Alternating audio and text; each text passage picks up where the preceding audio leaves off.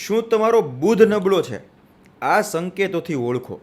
જય શ્રી કૃષ્ણ. ઘણા લોકોની વાણી કડવી હોય છે, પરંતુ એ જ લોકો ઘણીવાર એવું કહેતા જોવા મળશે કે હું દિલનો તો ઘણો સારો છું, પણ આ કહેવું ખોટું છે. સૌપ્રથમ એસ્ટ્રોલોજીકલી તમે જુઓ તો બુધના નબળા હોવાની આ નિશાની છે.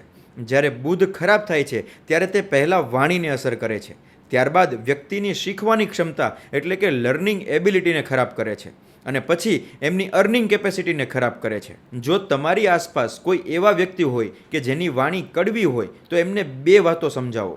પહેલું કે તમારો બુધ બગાડશો નહીં, અને બીજું નોન એસ્ટ્રોલોજીકલી બાબત એ છે કે જે દેખાય છે એ જ વેચાય છે. કોઈએ ક્યારેય કોઈના દિલની અંદર નથી જોયું.